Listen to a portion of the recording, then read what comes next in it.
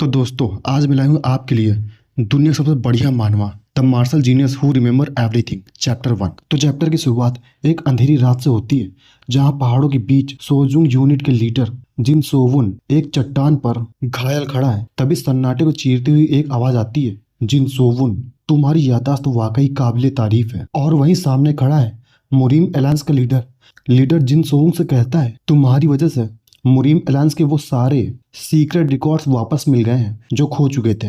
वहीं जिन सोवुन लहूलुहान है, उसका शरीर जख्मों से भरा है, लेकिन उसने अपना मिशन पूरा कर दिया। और तभी हमारे सामने आता है असली चेहरा, मुरीम alliance leader supreme purity divine sword, जिसका नाम योंग सोआ है। उसकी आंखों में एक अजीब सी चमक है। वो कहता है जिन सोवुन से, मैं तुम्हारा सच में शुक्रगुजार हूँ। लेकिन यह माहौल थोड़ा बदल जाता है। वहीं जिन सोवुन घुटनों के बल गिर जाता है। वह कांपती आवाज में पूछता है, तुमने मुझे उन्हें याद करने को कहा, मैंने किया। तुमने उन्हें मुझे वापस लाने को कहा, मैंने वो भी किया। और फिर भी क्या तुम मुझे इसी तरह इनाम दे रहे हो, एक कुत्ते की मौत मारकर। और ये बात सुनकर मुरीम एलायंस लीडर योंग सोआ अपनी तलवार निकाल लेता है। वह कहता है कि जिन सोवन, तुमने मुरीम एलायंस के सबसे सीक्रेट सिमयोन पवेलियन के रिकॉर्ड्स भी याद कर लिए हैं। अगर तुम्हारे जैसा आदमी कभी डिमोनिक कल्ट से मिल गया तो पूरा मुरीम एलायंस खतरे में पड़ जाएगा। योंग सोआ कहता है, इंसाफ और दुनिया की भलाई के लिए तुम्हारा और तुम्हारी यादों का इस दुनिया से मिट जाना ही बेहतर है।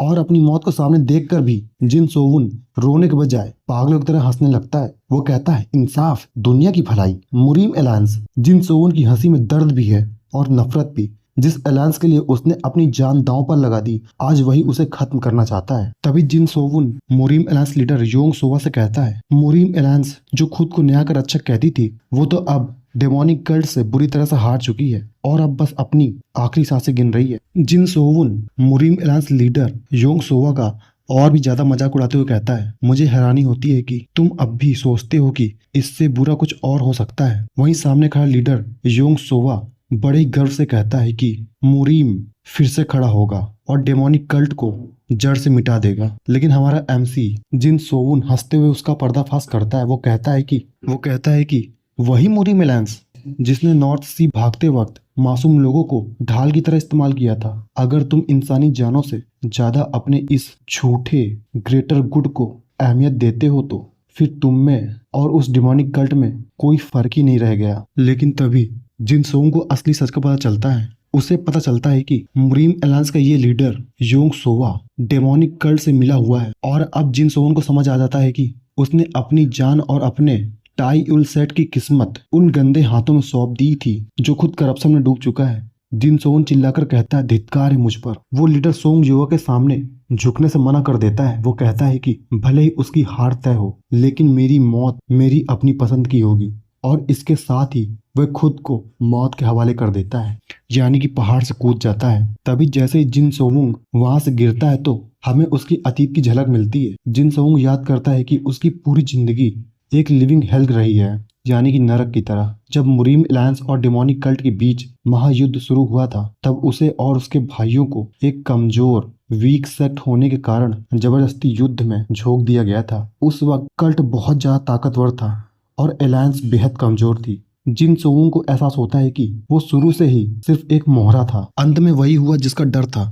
मुरीम एलायंस ने घुटने टेक दिए और अपनी जान बचाकर नॉर्थ सी की ओर भागने का फैसला किया। लेकिन उनके बड़े अधिकारियों को भागने के लिए वक्त चाहिए था और उस वक्त की कीमत चुकाई हम जैसे लोगों ने, जिन्हें ह्यूमन सील्ड यानी जिंदा ढाल बनाकर मरने के लिए छोड़ दिया गया। जिन सोवुंग आगे बोलता है, मुझे आज भी याद है, मुरीम एलायंस के लोग मेरे पास एक सौदा लेकर आए थे। उन्होंने कहा था कि तुम्हें मुरीम एलायंस के सारे सीक्रेट रिकॉर्ड्स और हिस्ट्री को याद करना होगा। लेकिन जिन सोवुन बोलता है, उस वक्त मैं तैयार नहीं था, लेकिन उन्होंने मेरी कमजोरी का फायदा उठाया। उन्होंने वादा किया कि अगर मैं इन रिकॉर्ड्स को याद कर लूं और उन्हें उनके नए बेस पर फिर से लुक सकूं तो वो मेरे तायुल सेक्ट के छोटे भाइयों को इस खूनी जंग से बाहर निकाल लेंगे। मुरीम एलायंस ने मुझसे कहा कि तुम नहीं चाहोगे कि तुम्हारे भाई युद्ध में ढाल बनकर मारे जाएं, है ना? लेकिन जिन सोंग उनसे कहता है, मेरे पास कोई रास्ता नहीं था। अपने भाइयों को बचाने के लिए मैंने दिन रात एक कर दिया और पागलों की तरह हर एक शब्द, हर एक रिकॉर्ड को अपने दिमाग में उतार लिया। लेकिन किस्मत तो कुछ और ही मंजूर था। आज मैं यहाँ लहूलुहान पड़ा हूँ। लानत है मुझ पर। क्या मुझे यह किताबों को रटने के बजाय युद्ध के मैदान में होना चाहिए था? या फिर अगर मैं वहां होता तो शायद अपनी जान देकर कम से कम एक और इंसान की जान तो बचा पाता। तभी जिन सोहून आगे कहता है, नहीं, असल में मुझे बहुत पहले और भी कड़ी मेहनत करनी चाहिए थी। लानत है इन आसमान वालों पर। उन्होंने मुझे ऐसी बेकार काबिलियत क्यों दी? अगर मुझे कुछ देना ही था तो कोई काम की चीज देते, जैसे इंटरनल एनर्जी या लड़ने की ताकत। काश मैं ताकतवर होता। फिर जिनसुंग आगे कहता है, अब तो मौत मेरे दरवाजे पर खड़ी है। मेरे पास पछतावे के सिवा कुछ नहीं बचा। खून से लथपथ मेरा शरीर जवाब दे रहा है और मेरे हाथ में मौजूद ये ब्रेसलेट चमक रहा है। जिन सोबुन गुस्से में बोलता है, क्या ये मेरा अंत है या फिर मेरी ये अधूरी ख्वाहिश मुझे एक और मौका देगी? जिन सोबुन खून से लथपथ अधमरा पड़ा है और अपनी आखिरी सांसें ही गिन रहा है। उसके मन में सिर्फ एक ही मलाल है, काश काश मैं और ताकतवर होता, इतना ताकतवर कि अपने जूनियर्स को बचा पाता। वो खुद को कोसते हुए कहता है कि दूसरों के सामने अपनी सेफ्टी के लिए भीख मांगने के बजाय उसके पास खुद इतनी पावर होनी चाहिए थी कि वो अपनों की हिफाजत कर सके। और इसी पछतावे के साथ उसकी आंखें हमेशा के लिए बंद हो जाती हैं। लेकिन तभी सन्नाटा टूटता है। एक कड़क आवाज गूंजती है, जिन सोहून, क्या बस इतना ही दम है तुझमें? क्या तू अभी उठने वाला नहीं है? और तभी हम देखते हैं आसमान साफ है। तभी इसके बाद हम देखते हैं कि कोई लड़का जिन सोहून को लकड़ी की तलवार से मारते हुए कहता है, ये तो बड़ा ही बेवकूफ निकला। इससे ज्यादा देर तक तो इसके जूनियर टिक गए थे। तभी जिन सोहून की कॉन्शियसनेस वापस आती है। उसे अपनी मौत की वो कर्स्ड मेमोरी साफ दिखाई दे रही है। उसे वो दर्द महसूस हो रहा है जो उसने अपनी मौत के वक्त सहा था। वो दर्द इतना असली है कि जिन सोहून पागल की तरह चीखने लगता है और चिल्लाता है, आह, ये दर्द, ये बिल्कुल वैसा ही है जैसे तब था। वो अपना चेहरा पकड़कर चिल्लाता है। उसे समझ नहीं आ रहा है कि ये सपना है या हकीकत। लेकिन जैसे ही वो अपनी आंखें खोलता है और सामने का नज़ारा देखता है तो उसके होश उड़ जाते हैं। सामने वही ट्रेनिंग ग्राउंड है, वही लोग हैं और वही पुरानी यादें। जिन सोहून हैरान रह जाता है। वो कहता है, ये तो मेरा अतीत है, यानी कि पास्ट है। और भाई लोग, जिन सोहून मर चुका था लेकिन अब वो वापस अपने पुराने दिनों में लौट आया है। उसे एक दूसरा मौका मिला है अपनी किस्मत बदलने का और उन गलतियों को सुधारने का जिसने उसका सब कुछ छीन लिया था। तभी कैमरा जूम आउट होता है और हम देखते हैं, लेकिन तभी जिन सोहून ये सब देखकर उसके होश उड़ जाते हैं। वो हैरान होकर चिल्लाता है, क्या यह ताई युल सेक्ट का ट्रेनिंग ग्राउंड है? वहाँ बाकी खड़े लोग यानी कि चेले, जिनमें पिंक बालों वाली एक लड़की और भूरे बालों वाला एक लड़का शामिल है, वो जिन सोहून को पागलों की तरह देखते हैं। उनकी आंखों में हैरानी और थोड़ी घबराहट दिखाई दे रही है। वहीं जिन सोहून की आंखों में तो आंसू हैं और चेहरा लाल पड़ चुका है।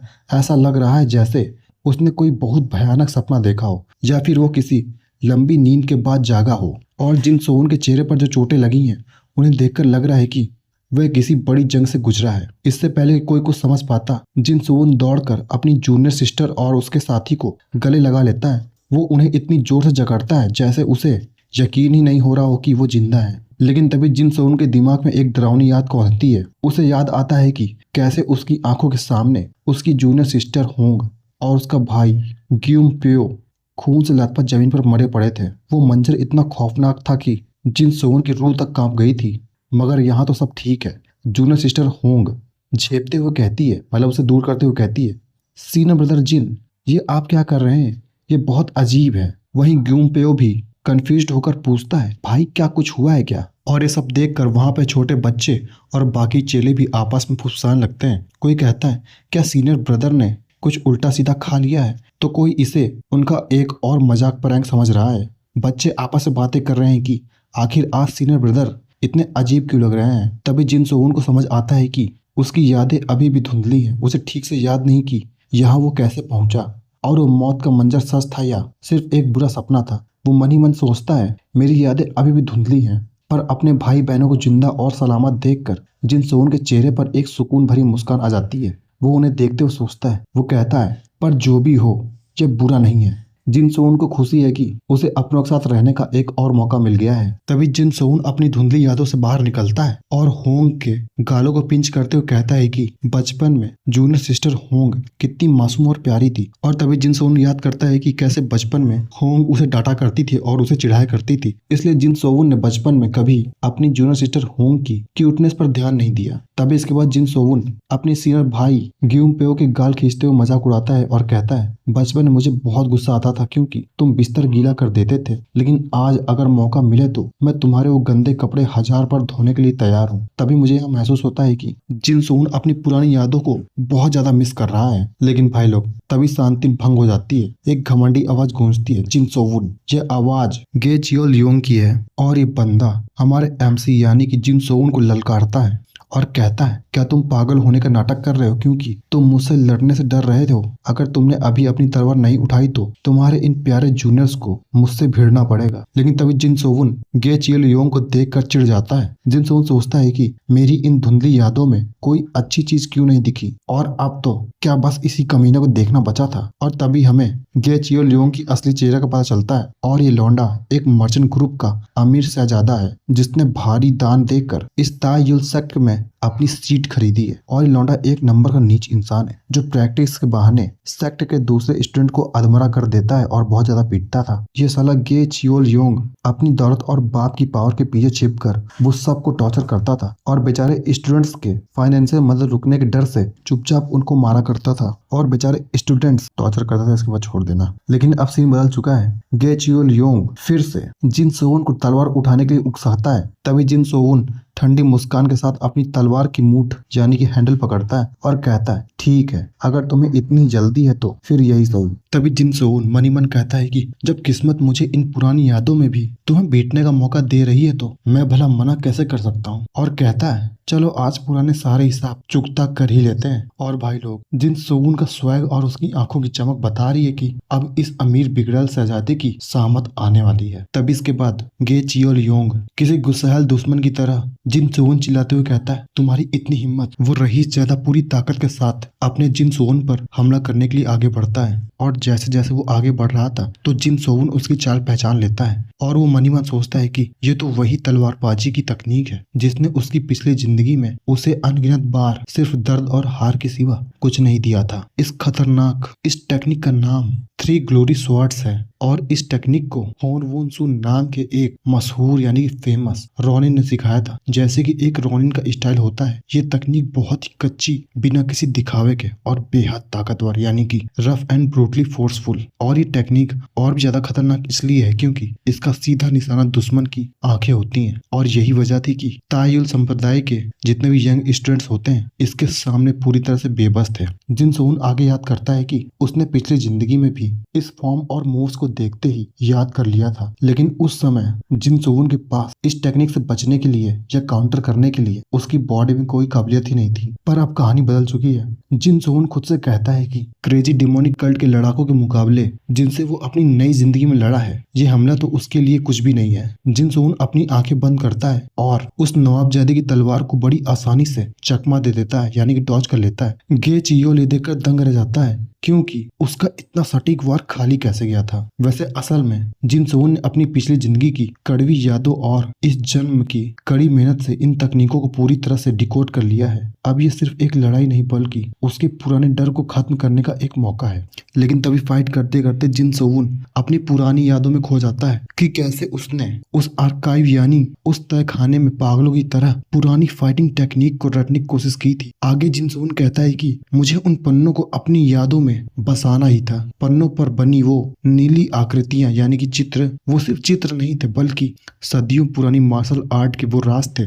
जिन्हें दुनिया भूल चुकी थी। और फिर इसके बाद सीन शिफ्ट होता है प्रेजेंट की लड़ाई पर। सामने खड़ा गे चियोल अपनी पूरी ताकत के साथ हमला करने के लिए जिन सोवन पर कूदता है। उस शहजादे की शक्ल पर एक घमंडी मुस्कान है, मानो उसे लग रहा हो कि ये लड़ाई वो जीत चुका है। लेकिन उसे नहीं पता कि हमारा जिन सोवन अब वो पुराना वाला कमजोर लड़का नहीं रहा। और तभी जैसे ही गे चियोल की तलवार जिन सोवन के पास आती है तो उसकी आंखें चमक उठती है। वो अपनी तलवार चलाता है और हवा में एक आवाज गूंजती है यानी कि नाम गूंजता है, laser heaven sword technique first basic form. और ये कोई मामूली हमला नहीं था, ये वही तकनीक थी जिसे जिन सोवन ने उस आर्काइव में अपनी जान लगाकर याद किया था।